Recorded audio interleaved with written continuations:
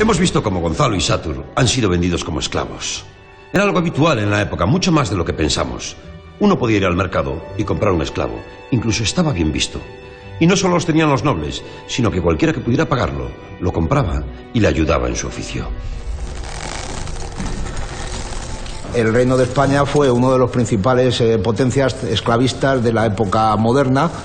Se desplazaron aproximadamente 1,5 millones de esclavos desde las zonas africanas, magrebíes, etcétera, a la península ibérica y sobre todo a América Latina. ¡Esclavos! ¡Brazos fuertes, sanos! ¡Esclavos! ¡Esclavos fuertes como robles!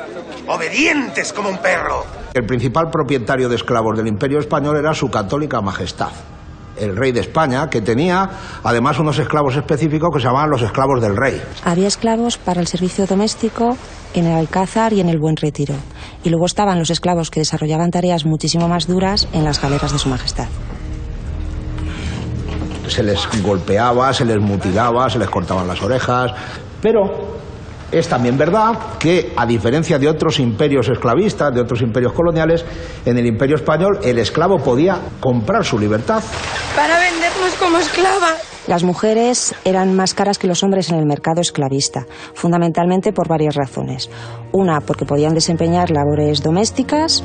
2, porque muchas veces se las explotaba sexualmente. Y 3, porque la esclavitud se transmite de madres a hijos, de forma que si una esclava daba a luz, ese niño automáticamente era propiedad del dueño de su madre. Una mujer podía llegar a costar pues unos 3.000 reales, más o menos. Considere usted que 4 reales era lo que ganaba un trabajador libre en un día.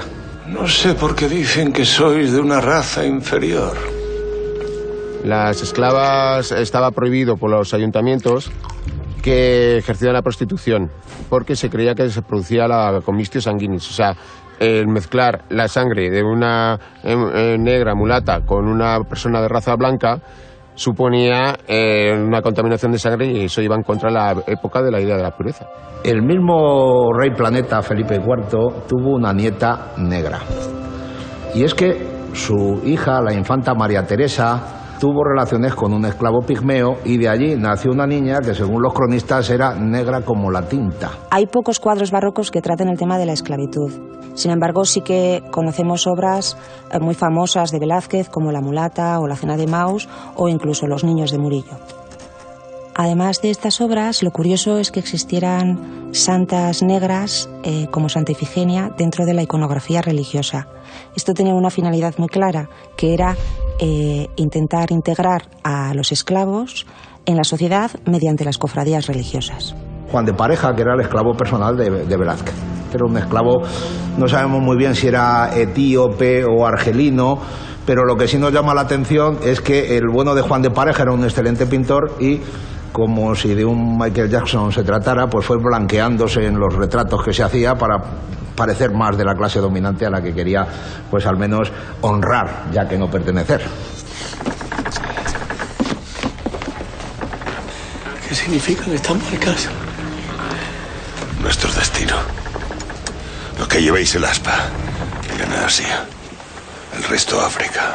En la España del siglo XVII, el mercado de esclavos más importante es el que se sitúa en Sevilla, porque es cabecera del comercio con Indias. En Madrid se vendían esclavos en el Alcázar de los Austrias, se subastaban esclavos en la Sala de Alcaldes de Casa y Corte, actual Palacio de Santa Cruz, se vendían esclavos en la Puerta de Guadalajara. A ver, ¿alguien sabe quiénes son los moriscos? Pues unos, que son muy oscuros porque nunca se lavan. Los moriscos son musulmanes que han nacido en las Españas y que fueron obligados a cristianizarse. También había que demostrar que no descendíamos ni de moriscos, ni de judíos, ni de otras gentes procesadas por la Inquisición. Qué impertinentes sois los de tu raza. Pensaba que os habían expulsado a todos. ¿Cómo?